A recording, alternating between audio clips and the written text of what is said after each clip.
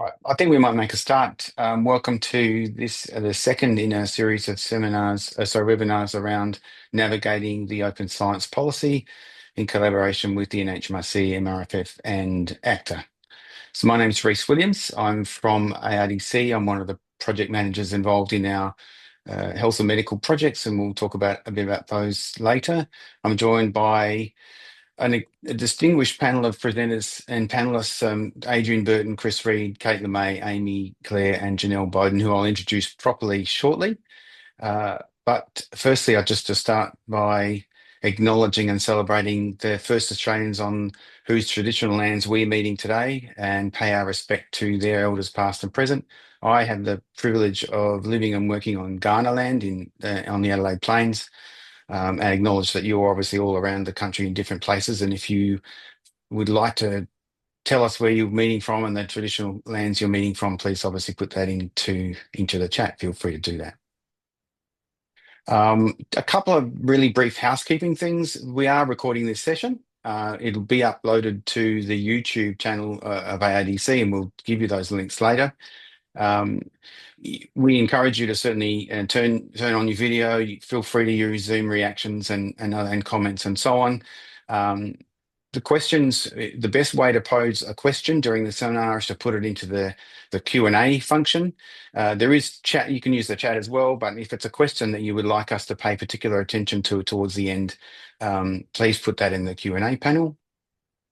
And then finally, in terms of housekeeping, we will run this session according to our code of conduct, which you can read the details there if you want, but just to cover things like ensuring we don't have Zoom bombers and other people behaving badly, so that we just have that in place. And so if anything untoward happens, which I'm sure it won't, we'll proceed according to our code of conduct.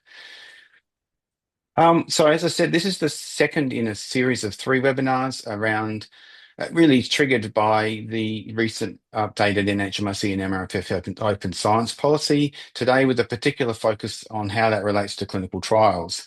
So we're going to look today across our speakers about the benefits and the requirements of the policy and how it can be implemented, the importance really of open science for all types of research, even in the clinical research space, which can be a little bit trickier to negotiate. And then we'll also share both from the researchers, and we'll be putting some, from the speakers and from ARDC, and we'll be popping some resources in, some things that might be helpful to you to facilitate the uptake and compliance with the policy and still have it meet the requirements of your clinical trial environment. And there is a third one, which I'll talk about later, but we'll give you those details. So our speakers were not in that particular order. In fact, what we're going to do first is hear from Kate LeMay and Amy Claire. Kate's from the NHMRC Research Policy and Evaluation section, and Amy from the HMRO, the Health and Medical Research Office. Actually, if you go back one slide, Amani, and so that we'll have Kate and Amy talk first, and then we'll have Reid, who will talk from his perspective as a chair of ACTA and as a clinical researcher and a trialist, and then Adrian Burton, my colleague from ARDC, will talk about the People Research Data Commons and the types of things that ARDC is doing in this space. And also we'll have Janelle Bowden, who'll talk from more of a consumer advocate perspective to round out the sort of different perspectives that we have around clinical trials and open science. So we'll start by formally introducing Kate and Amy. Kate is from the NHMRC, where she's an assistant director in the Research Policy and Evaluation section. Kate's a pharmacist by background with experience in community and hospital practice. She has experience in the research sector at the University of Sydney and the Woolcock Institute of Medical Research, and also the ARDC in her past as well. Amy Claire works at the Australian Government Department of Health, Disability and Ageing, where she is an acting assistant director in the science unit of the HMRO, the Health and Medical Research Office. That's the office that administers the MRFF, which you're all familiar with, I'm sure. Amy's worked across a range of health policy and program areas, including palliative care, aged care, and most recently, the draft National Health and Medical Research Strategy. So I will hand over to Kate and then to Amy to to give us some information about the Open Science Policy and how we might be applying it. Thank you. Thanks very much, Reese. So I'm going to be giving a brief overview of our NHMRC and MRFF Open Science Policy, and others today are going to be speaking more to advice about implementation. So the policy applies to all research that's funded wholly or partly by NHMRC and or MRFF during or after the funding period, and all grant recipients must comply. Researchers are expected to implement open science practices across the research cycle for all outputs, including papers, data, software, and code, consistent with the UNESCO recommendation on open science. It also complements existing NHMRC and MRFF guidance, including ethics, integrity, consumer involvement, and animal use, which researchers must also follow. The policy includes mandatory requirements and recommended practices, some of which I'll highlight over the next few slides. Next slide, thanks. At least one version of any research paper must be openly accessible with a CC BY license from the moment it's published, with clear recognition of the funding sources.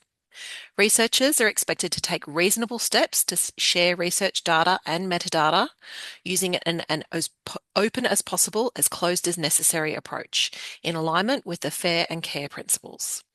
Research papers must have a data availability statement, and conditions for access to any deposited datasets should also be in their metadata.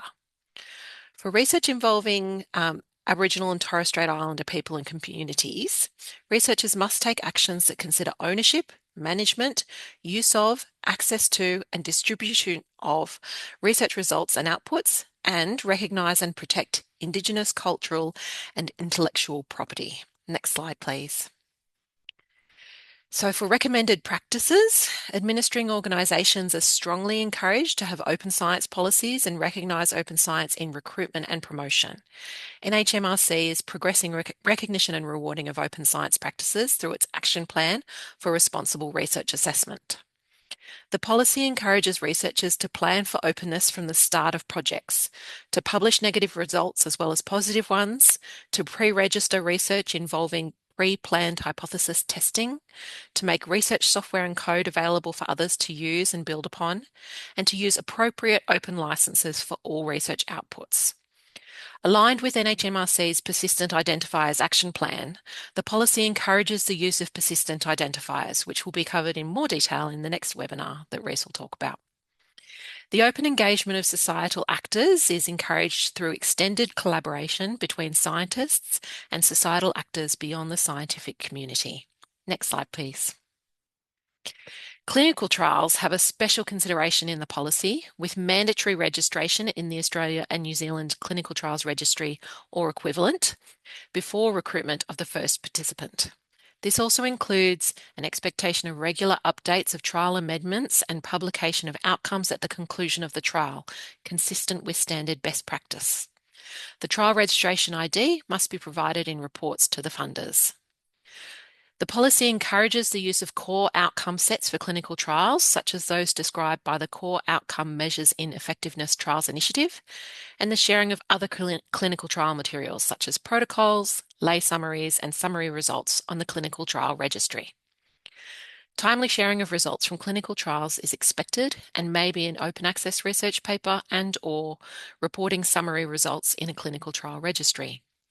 The policy strongly encourages clinical trials data to be described in Health Data Australia, which is a data discovery and request service developed by ARDC in partnership with the health research sector. Next slide, please. So I'd like to briefly touch on consumer and community involvement. NHMRC co-authored the Statement on Consumer and Community Involvement in Health and Medical Research in 2016, articulating why involvement matters, the benefits it brings, and the different forms it can take. As the research landscape has evolved since then, the statement has been recently revised. Staff at NHMRC, the Consumers Health Forum of Australia, the Kids Research Institute Australia, and the Australian Health Research Alliance have collaborated over 2 years, including consultation through 24 roundtables with 500 participants across the country, plus 117 responses to an online survey on the draft statement. Consumers, community members, researchers, representatives from consumer organisations, and research institutions have all participated in the consultation. The statement's now in final clearance processes at NHMRC and the Consumers Health Forum, and we anticipate release shortly. A key message in this revised statement is that consumer and community involvement is no longer a nice to have. It is a marker of high quality research. The statement is both a high-level document with clear direction for the sector and a practical guide, offering examples, case studies, support and resources. Consumer and community involvement is already implemented across some NHMRC schemes, including in grant applications for funding and assessment processes and in review of applications. Since 2017, involvement of consumers in peer review has been implemented in the Targeted Calls for Research, or TCR, grant schemes, with consumers actively scoring in peer review panels for the last 3.5 years. Consumer scoring in TCR peer panel reviews has been positively received by panelists. Because this has been so successful, NHMRC has expanded implementation into the Clinical Trials and Cohort Studies, or CTCS scheme. CTCS has long incorporated consumers in policy and assessment criteria for applicants to consider within their research, and they have now been included for the first time as scoring members in peer review for the 2025 CTCS round. CTCS has introduced consumer workshops and mentors to ensure consumer scoring members have appropriate support and guidance. Over time, implementation of the revised statement will inform how involvement is embedded across NHMRC activities. It's not only about research within a single grant or project, it will influence how research is governed, how priorities are set, and could have implications for NHMRC's other research activities. Over to Amy for the next slide about MRFF and consumer involvement. Thanks, Kate. So just to build on what Kate's just shared, I'd like to add the MRFF perspective on consumer involvement, and I'll just flag a couple of specific points here. So firstly, I would like to touch on the principles for consumer involvement in research funded by the MRFF. So in 2023, we published this advice that was developed by the MRFF Consumer Reference Panel on the best practice consumer involvement in MRFF funded health and medical research. This advice states that to achieve the best quality, outcomes, and value for money in our funded research, consumers should be involved in every type of research, at all stages, in partnership with researchers, and that involvement should be effective, sensitive, and safe, with broad diversity and equity in mind. The Health and Medical Research Office is continuing to work with stakeholders to support the uptake of these principles and to strengthen consumer involvement in MRFF processes over time across the board. Our emphasis on consumer-driven research ensures that MRFF-funded research is informed by lived experience across all stages of the research cycle to make sure that we're really delivering the best possible and most equitable health outcomes for all people in Australia. For more information, these principles are available on our department's website as well. And also, just touching on the consumer scoring space here for MRFF as well, specifically in the clinical trial space, consumer scoring is being introduced as part of the assessment process for the MRFF 2026 International Clinical Trials Collaboration Grant Opportunity. Currently, the Grant Assessment Committee for these grant opportunities includes one consumer GAC member for each assessment meeting. They provide a verbal assessment on the consumer involvement aspects of each application, but they don't currently score on applications. By introducing consumer scoring, the consumer member will now be able to contribute directly to final application scores. We've also seen consumer scoring work well in other select MRFF opportunities over the last few years. For example, it's been successfully implemented in the consumer-led grant opportunity and the Preventive and Public Health Research Initiative. This is a really exciting and positive step forward for the MRFF and recognises the unique and valuable perspectives that lived experience brings. So that's the MRFF consumer involvement lens, and I'll now hand over to Professor Reid to talk a bit more about how we can reap the benefits of open science in the clinical research space. Thank you. Thanks, Amy. Thank you, Kate. So as Amy said, our next speaker is Professor Chris Reid. Chris is the chair of the Australian Clinical Trials Alliance, ACTA. He chairs their board. He's a cardiovascular epidemiologist and a clinical trialist, holding research professorships at Curtin University and at Monash University. Chris is a key figure in the Australian clinical trials landscape, and many of you will know Chris. He supports clinical trial networks and registries, and he serves as the chair of the Australian and New Zealand Alliance for Cardiovascular Trials. So I'll just welcome Chris to speak to us about the value of open science in the clinical research ecosystem. Thanks, Chris. Thanks very much, Reese, and thanks for the invitation to present and join this conversation, because it's, it really is, I think, a step forward for all of us as a community, particularly involved in clinical trials, and ensuring that we actually gain the benefits of people's involvement and the research sector broadly. Next slide, thanks. So, for those of you that don't know, I'm on Wajak Noongar Budja on the shores of the Swan River in Perth, and I'd like to pay my respects to our elders past, present and emerging, and to acknowledge any Aboriginal or Torres Strait Islander peoples that may be with us today. Next slide, thanks. So, convincing trialists that open science and data sharing is the way to go is really, really important. And I think increasing the understanding and the benefits of an open science policy, but not only the community, next slide, but also for everybody, needs to be really understood. And this isn't just a one-off kind of go. I believe this is actually literally culture change, and a cultural change in terms of how we look at those benefits, improving transparency, reproducibility. Importantly, we can actually reduce waste if we know what's been published, where it's been done, and who's doing what. And that's really important. Dissemination and improving accessibility is a really important part of this, and that provides opportunity of reusing research data. And that will just bring us, I think, to the point where we continue to strengthen the community's trust and support of our clinical trial sector as we try to grow it through investigator-initiated and industry-sponsored trials throughout the country. I also believe there are benefits for trialists, and you might be surprised, but clinical trialists and most researchers work in a very competitive environment, as we all know, and getting the grant and getting the work done, and it may take a decade to actually deliver on some of these major clinical outcome studies.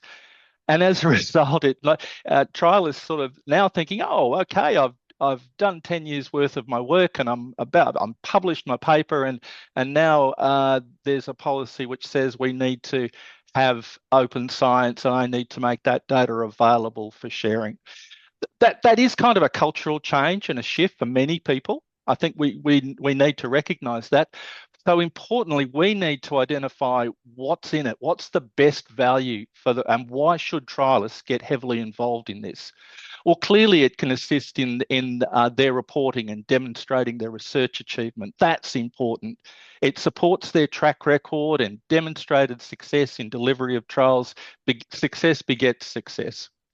But I also think the really important aspect is that it contributes to better collaborations. People actually start to share and work together, and that's good for the whole environment, even a very competitive environment.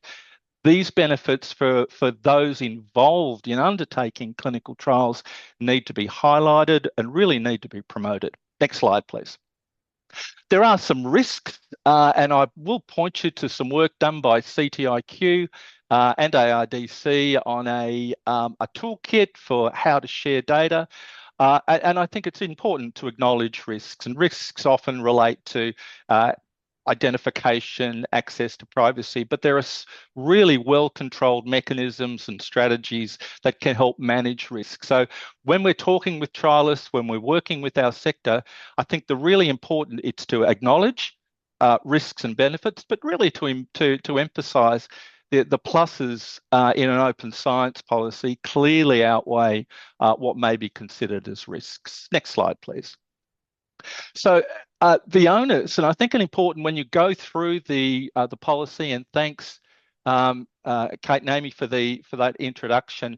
The reality is the onus is on the trialist, and the onus is on the trials group, and that we need to consider, and this is literally directly from the policy, consider those practices across the entire research cycle, and not just at the very end when we've actually done the data. We need to be thinking about it right at the very outset with the formulation of the hypothesis, the development of the methodologies. I'll talk a little bit about the importance of data and the management of data. Next couple of dots, thanks. So, and the really important part of all of this, if we're really going to achieve open science in this area, we need to be planning to address all of these issues right from the very beginning and start to consider across all the areas of compliance that we need to address. And the important thing to remember is that this actually applies to all research that's funded in whole or in part by NHMRC and MRFF. And I think that's a really important aspect to highlight to our sector. Next slide, thanks. An implementation framework for trialists, I think, is going to be important, again, to ensure that we cover the whole life cycle of clinical trials. And we should be thinking about, well, what about registry-based trials, adaptive platform trials, all the different types of designs which have implication for participation, timing, and obviously the ongoing requirement for the open, to achieve those open science requirements. What about teletrials? What about multi-site national and international collaborative trials? Lots of aspects for us to be thinking about if we're to adhere very closely to an open science policy, which may well impact on our future likelihood for funding and for successful conduct. Next slide, please. So we're really fortunate in Australia, and Kate mentioned the ANZ CTR, the Clinical Trials Registry. It's a terrific initiative. This is kind of the upfront stuff, which we do at the very beginning in terms of the registration, critically important, the publication of protocols, addressing all of those important aspects in terms of outcomes from the trials, irrespective of the findings. And if you talk to a trialist, you know, we would all love to be conducting trials which have clear, definitive, positive outcomes, and often that's not the case.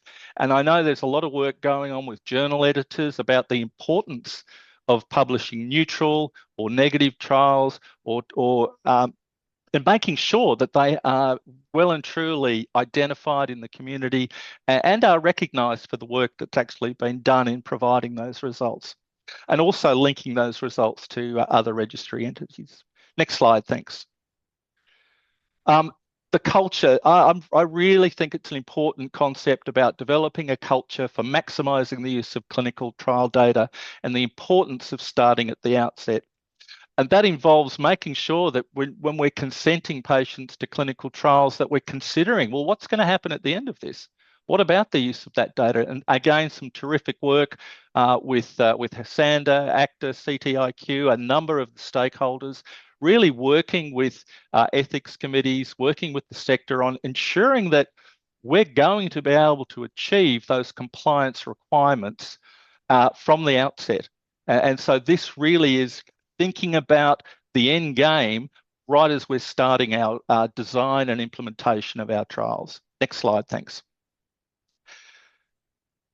We've talked about the importance of data, and I think Kate mentioned the core outcome measures and effectiveness trials, and we're really trying to work with our trial groups to ensure that we have common data elements. The value proposition of being able to bring together multiple trials and multiple groups with the same outcomes to enable us to do better, stronger, more refined comparisons is really very, very important.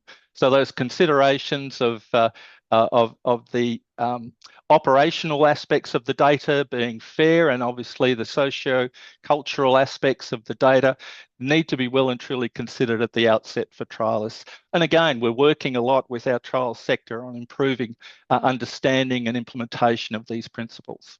Next slide, thanks. So a policy compliance checklist is going to be critically important for trialists to ensure that the aspects to make sure we do follow compliance to this new policy and the aspects of the before the trial commences with clear and well-described data management plans. This has been coming for a number of years. For those of you who have secured NIH funding from the United States, you'll know that a data sharing policy and access to data sharing post-trial is a critical part of their grant applications. It now becomes part of ours, which is important. During the trial aspects, next slide, thanks, also very important. And of course, after the trial, making sure that this information is readily available right across the sector and maximising the value of all the efforts that's gone in. And I think we're the final slides coming up. Thank you. So open science and access to data, I think, is here to stay. And I think it's a good thing. And the trial sector, I think, embraces this opportunity, again, because of the value add that it provides. Education is a key factor, and I think it's an ongoing activity, and great to see these types of initiatives to inform the sector on the benefits of this policy. Continuation, just a couple of points. The onus is on trialists and researchers, and I think we will continue to work with the trial sector around education in this space. It's critically important. And developing that implementation framework across the development of clinical trial protocols and operating procedures will assist in ensuring we achieve our open science policy. So thanks very much, Reid, and I'll hand back to Adrian. Thanks very much, Chris. I'm aware we're moving through the speakers, but please, if you have a question, we will have a goodly amount of time at the end for questions. So while you think of it, put your question in the Q&A or the chat so we can come back to it. Thanks, Chris. It's now my pleasure to introduce Dr. Adrian Burton. Adrian is the Deputy CEO of ARDC and the Director of the People Research Data Commons, which is the part of ARDC that's responsible for our health and medical programs and partnerships. Adrian has 20 years experience applying emerging information technology to research at national and international scales. With backgrounds in IT, academia, government and linguistics, he addresses opportunities holistically, ensuring that the policy, people and governance frameworks work well alongside just the systems and the wires and bells and so on. So I'll hand over to Adrian to sort of talk us through some existing and emerging support mechanisms and resources for open science. Thank you, Adrian.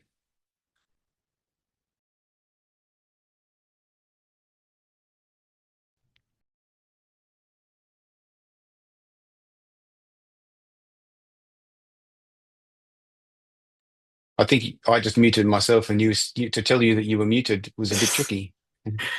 I think you unmuted and I clicked on the button to unmute. Apologies for that clownish appearance. So open science, as Kate alluded to, this is not just a sort of undefined term. It's been defined by UNESCO in their recommendation on open science, and Australia is a member of UNESCO and has actually signed up to this recommendation, which is why the government agencies like NHMRC, MRFF are actually sort of committed to implement the principles of open science.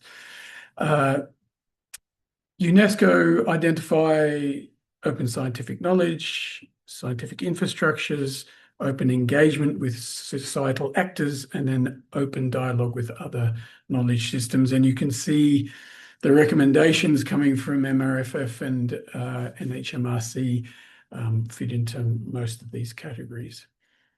Next slide. Specifically around open scientific knowledge and for clinical trialists, there's a very specific thing that says, let's openly register the trial and report the outcomes. So that's specifically focused here on what open scientific knowledge means for a clinical trialist. There's a lot of assistance. As Reid said, I've been asked to then map this back to where you get assistance for that. There's a lot of assistance in trial registration and outcome reporting from the ANZ-CTR. Internationally, the WHO have a network of such clinical trial registries. And there's the emerging one-stop shop in Australia, which will also provide a lot of support for this kind of work.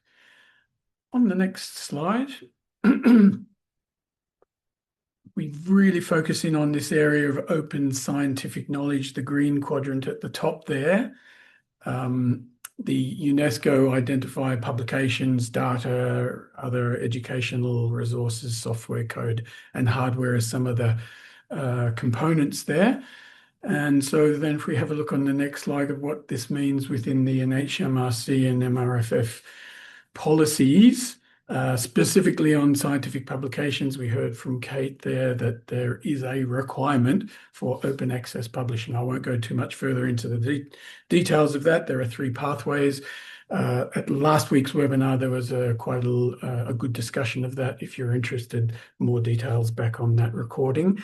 But if you need assistance, your library and research office will be right over the top of what open access publishing means. The Council of Australian University Librarians, so that's if you're in a university, your university librarian has signed up to all sorts of consortium agreements that allow you to publish in places without paying certain open access fees. And there is a lot of information on the website of the Open Access Australasia as well for those picking the right pathway that is described in the policy. So there's a lot of people willing to help you in this area. On the next slide, we look into the other aspect of open scientific knowledge defined by UNESCO, which is open research data. If we just step back for a little bit, why is it important to have open research data? On the next slide, we'll see some work that was done by the NHMRC Clinical Trial Centre at Sydney University in participation with the broader Hasanda community. And they've identified that there is an enormous amount of value in clinical trials data for evidence synthesis, probably the high value end of it. Meta-analysis, guideline development, etc. Secondary analysis, so getting more value out of previously collected data sets. Over on the right, there's reproducibility, replication, validation studies, and just the plain integrity of science in that sense, saying, this is what we found, and here's the data that sits behind it. And then at the bottom there, you've got the education and methods development. These data sets are absolutely fabulous for up-and-coming researchers and people who are teaching statistics and other things to be able to use. So that's why open research data in the clinical trials area really is a super valuable thing. Let's have a look on the next slide what the new policy identifies there. At the very first level, there are things like a research paper must have a data availability statement. The researcher should have a data management plan early on. And then at the end of the project, all the data outputs must be described in a final report if there is a final report and they needed a DOI. There is a lot of support in these kind of areas. If you're looking about a data availability statement, ANZ CTR and ARDC did a lot of work in the ANZ CTR registry on the a data sharing statement for a clinical trial. Data management planning, if you want to get more information and support on the data management plan, there is an enormous amount of information on that on the ARDC website. We've had communities of interest, working groups, projects across all of Australia's universities around building data management planning capability. There's a wealth of information on that. So if you think you might need any assistance, that would be a good place to start. DOIs we'll talk about later, but there are services if you need to get a DOI in order to put it as part of your final report for your data set. There are services at the ARDC that allow any research organisation in Australia to mint a DOI free of charge, and there are experts on hand to help you to do that. On the next slide, there is a statement continuing on here in the area of open research data. There is a statement that researchers are expected to take reasonable steps to share data. The key thing that it must do is take into account these FAIR principles. So what do we mean by FAIR? Findable, accessible, interoperable, and reusable. And let's have a look on the next slide what the policy actually then says about these different things. So as far as making your data findable, the policy suggests that you describe the clinical trial data set and strongly encourages you to deposit that into Health Data Australia, which is a nationally supported portal catalogue, if you like, for listing all the data sets that are available from clinical trials research and moving into much broader set of data sets, and that you allocate a DOI. If you just click one more time, accessible, the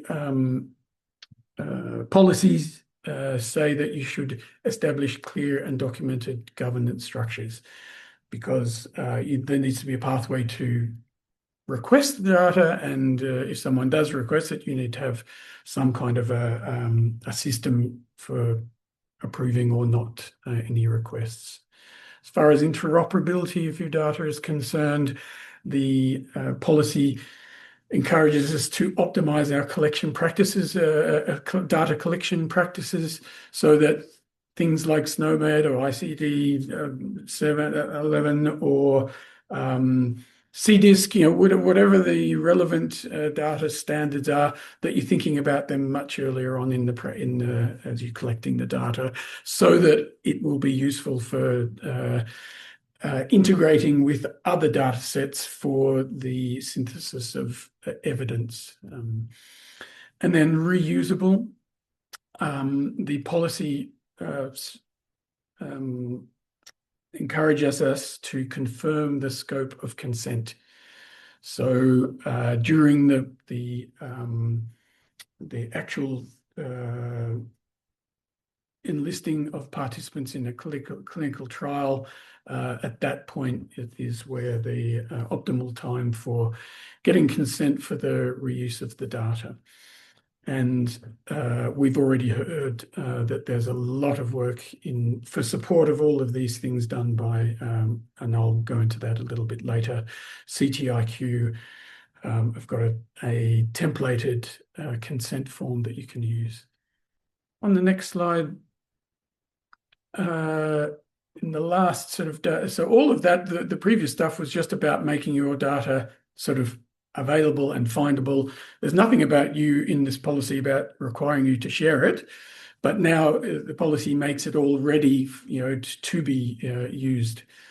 If you do choose to approve a data sharing thing, and that is absolutely under the control of the data owner and custodian. If you do, then the policy says you must comply with the consent and any HREC requirements.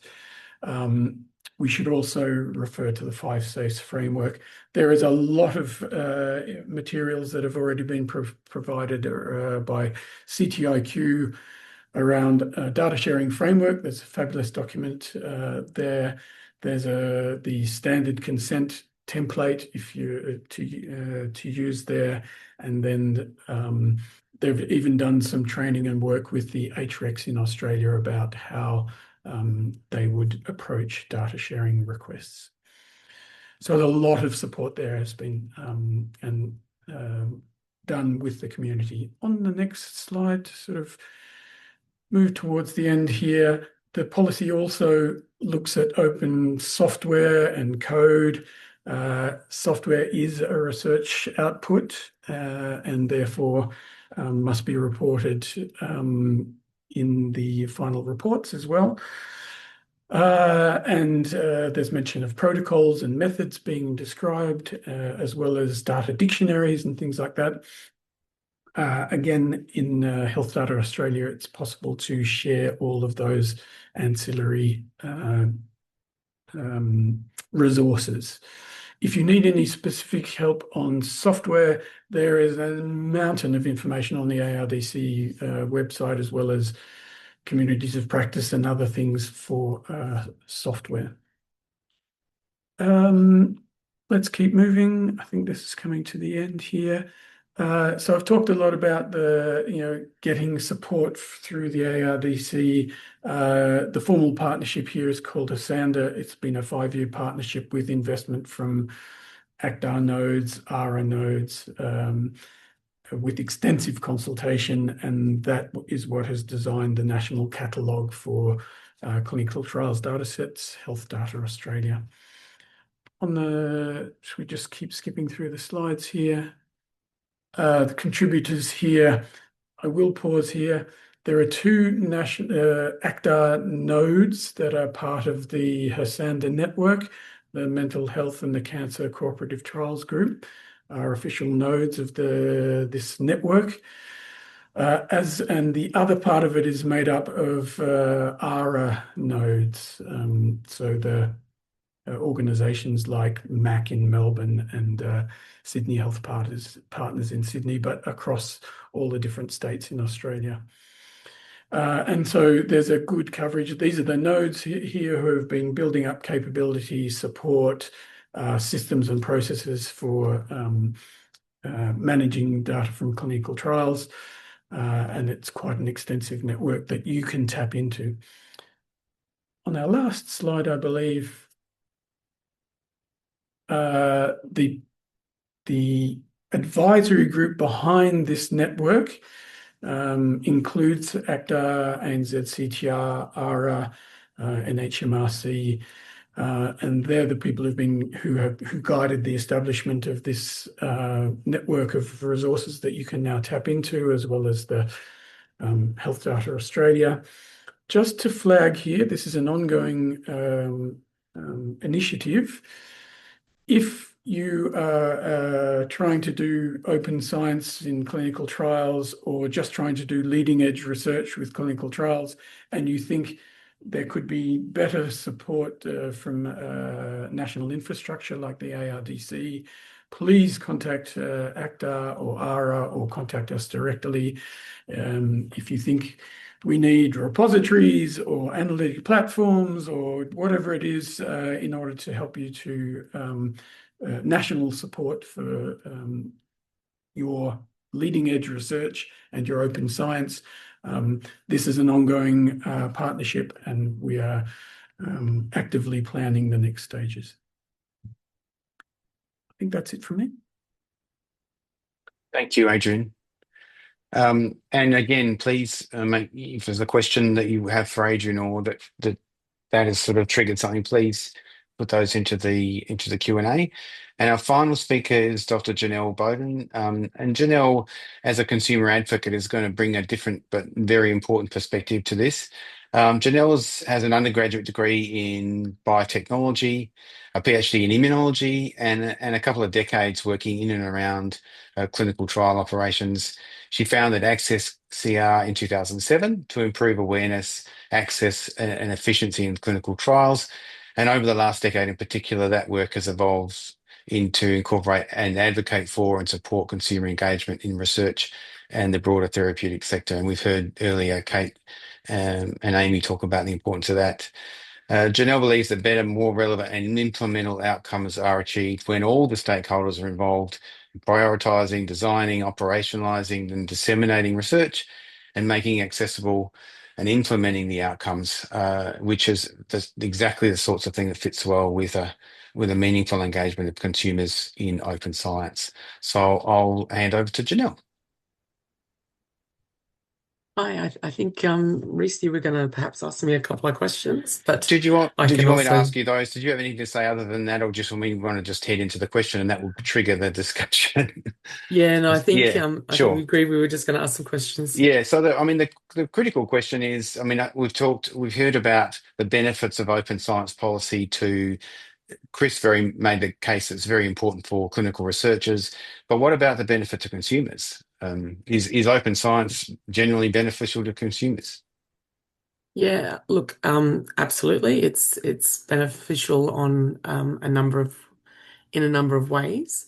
At the individual participant level, it makes sure that they know that by the open publishing of the data, they know their contribution is mattered.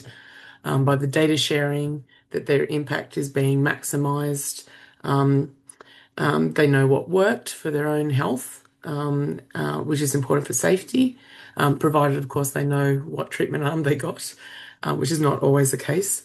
And I think, the important thing, though, about that data sharing aspect is just making sure that they're properly consented. They know how their data is going to be used, by whom, for what purposes. That's very important.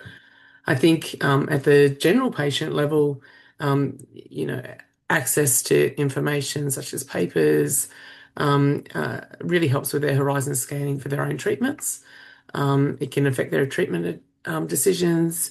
Just knowing what trials are coming up, they may choose a different order of treatments because sometimes to be in a trial, you kind of had something else. So they may, have to think very carefully about the order in which they take their treatments, and knowing what trials are coming up and are out there is important for that.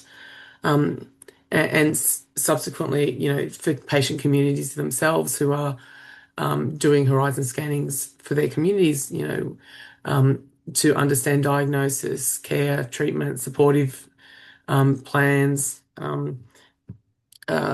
lots of things. It's important. It's important to know that there's been efficiency in the research. They want answers quickly, and getting those publications out there in a timely manner helps with that. They use that information to support the other work that they're doing, whether it be awareness and community education, but also, submissions to the health technology assessment processes. If they don't have the results, they can't do that advocacy that they need for their communities. For consumer partners who are involved in research, if they want to be able to be effectively and meaningfully contributed, they want to be able to access the research that can help them do that, and to know the priorities of of their communities and things like that, and what research is being done and what gaps may exist. Because and there's nothing worse than getting a paywall put in front of you to stop you getting that. Indeed. Oh, can I just ask you one more thing then? Thanks, Janelle. Do you think what more can researchers do than they're currently doing to provide information to participants or consumers? Do you think there's what's the next sort of thing that they should be doing, perhaps? Well, I think the very first thing to be doing is to be publishing your results. So we know, internationally, that probably around 50% of trials actually publish, which is when we talk about the transparency and building trust and, reducing research waste, ensuring that we're not replicating stuff that's already been done, that's really important. We know that it's taking a couple of years for reports to be published. We know that less than 20% of those reports are being added to trial registry records. So there's a lot more that we can do. So publishing is a really important thing. I think it's underestimated the amount of peer-to-peer communication that happens in patient communities to share this information and to use it. So publish, register, do all of those things. all consistent with open science. Thank you, Janelle. All right, so we've got about 10 minutes left, and we may still come back to you, Janelle, but we'll try and ask questions of the panel and sort of, so some of you submitted questions beforehand, and we've looked at those and drawn out a couple of themes, and I might just ask those in the first instance and then tackle some of the others. One of the themes was around AI that came up. So you could argue that the Gen AI is sort of tipped the research workflow on its head. So how should we consider AI in grant applications, both as part of a research topic and using AI in preparing the grant application? So I might ask one of our NHMRC or MRFF colleagues to have a go at that one, perhaps, or first. How do we manage happy to AI? speak to that. Thanks, Kate. NHMRC actually released our policy on the use of revised policy on the use of generative AI in grant applications and peer review last week. So this is obviously a very topical area. We've been thinking about it a lot. The policy says that for applicants for NHMRC grants, they are free to use AI, but there are a list of principles and responsibilities within our policy that we expect applicants to adhere to, and ultimately they have to take responsibility for anything that is submitted to us. There's a requirement for them, the applicants and the institutions, to tick off in their application that they take responsibility for all the contents, so that of the application. So that's where we are sitting on the use of AI for applications. Thanks, Kate. And sort of while we're on the sort of policy type stuff, we've also had a couple of questions about compliance with in terms of covering off all the things product trialists would need for the required steps. So, is someone going to sort of apply a compliance lens over our research from the policy perspective? Maybe Kate or Amy might want to say something about that as well while I've got you. I'm happy to talk to the compliance in terms of what it says in our joint policy. Yep.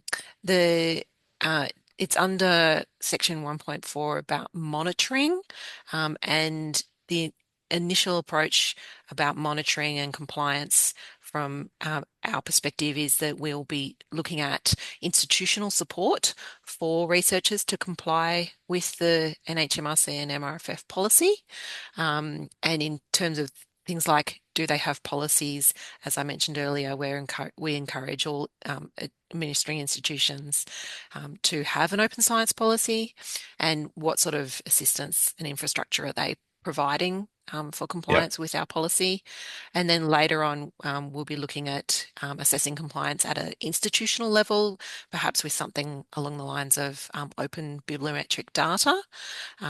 There is at no point any plan at this point in time to be doing individual level compliance monitoring. However, we do have, as Adrian mentioned, in our grant schemes that have final reports, we do ask for all open research outputs to be provided in the final report with any persistent identifiers like a DOI. Yes, indeed. Or any of the outputs. The question actually came up in the context of your talk, Chris. So the person might have been referring to your checklist that you put up at the end. Is that's presumably your thoughts? Is that a thing yet as a checklist, or is that just your sort of thoughts about what we should be doing? So at the moment, that's my thoughts. But these questions are really important, and the one about the monitoring, I actually feel that if we and we should be and we will be looking to develop checklists for self compliance and audit, I think goes back to the onus is going to be on the investigator. And I think what we probably need to be looking at is to developing resources to enable and to enhance investigators and assist them in ensuring that across all of those levels that are outlined in the policy, that we are able to identify links with the compliance. That's in the benefits for the investigator and also for the benefits for the community in terms of those results being assured that they're actually getting out, getting put into the literature and addressing all those domains. I loved some of those earlier questions, and one of the things that struck my mind for when Janelle was talking, we're in an era where there's questions over, the fake news, the integrity of science. I don't think we've ever been in a situation where there's been, misinformation around or really often attacks on science. So it's almost in our interests not only to publish in journals, that obviously is key one, but to ensure that our research findings and our trial results are communicated clearly to the population or to the communities of interest. It's almost, in my mind, it's almost on par. Scientific publication gives our peer review credibility.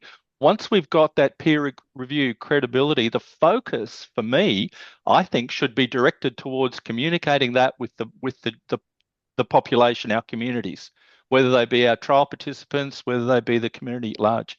I think that's critically important to ensure that we continue to build trust in the work that clinical trialists, clinical researchers across basic through to population science are doing.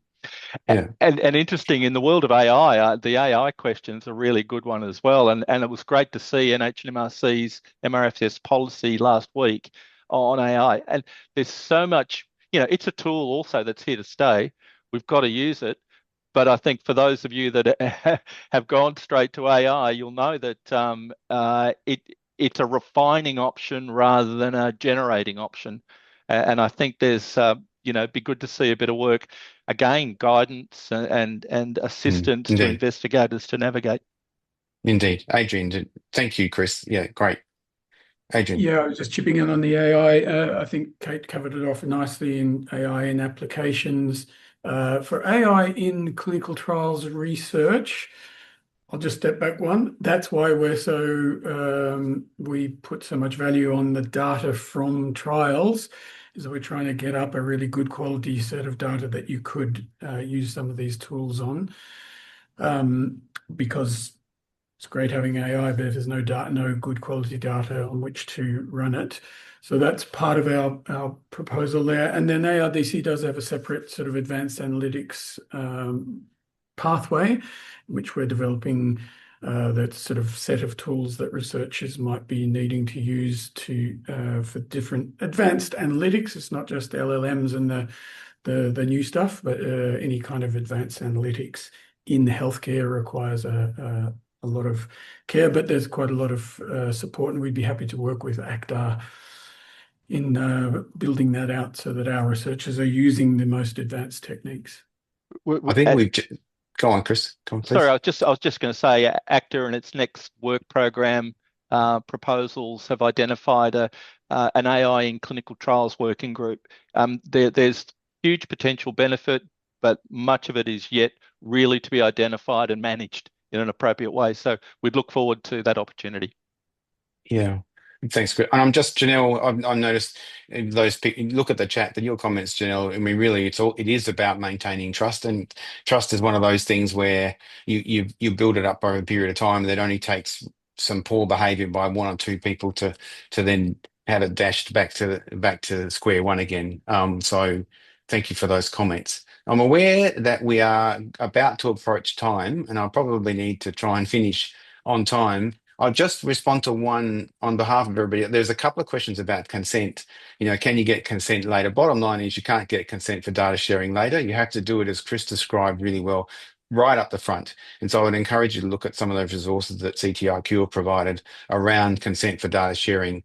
Money's just posted a link, and we do have a web page on ARDC's website with all the resources that anything that's been mentioned during today, and also the last webinar, and including the recording from the last one, and we will put the recording for this one up on that same site. So all of the information, and including the things that people have put into the chat, will be on that website.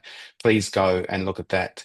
And finally, just a couple of final things. The People Research Data Commons, which Adrian mentioned, is the ARDC's umbrella for the kind of health and medical related things. And so a lot of the resources that we've talked about and a lot of the guides and things, if you look at our People Research Data Commons section of the website, you will find those things. Next slide, I think, is just to remind you of the final seminar in this series of 3, with a focus again in an open science context, but on persistent identifiers, which one of my colleagues described as the glue that holds open science together. Without PIDs, we'd all be a bit stuffed. And we'll have a group of speakers with expertise in that area, both in the technical side and the implementation and experience side, like Chris gave around clinical trials today. So it's not too late to register for that. It's the 13th next week. Please join us at that if you're able.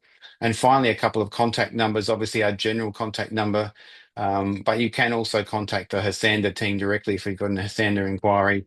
And our newsletter, which we don't bombard people a lot of times, but it is a very useful resource. So please subscribe to that if you haven't already done so. And finally, I'm 1 minute over, but I want to sincerely thank all of our panelists and speakers today. I personally thought that was a really nice perspective from all different aspects of clinical trials, and I want to thank them all, and also thank all of you for your thoughtful questions and comments and for coming along today. Enjoy the rest of your day. Thank you.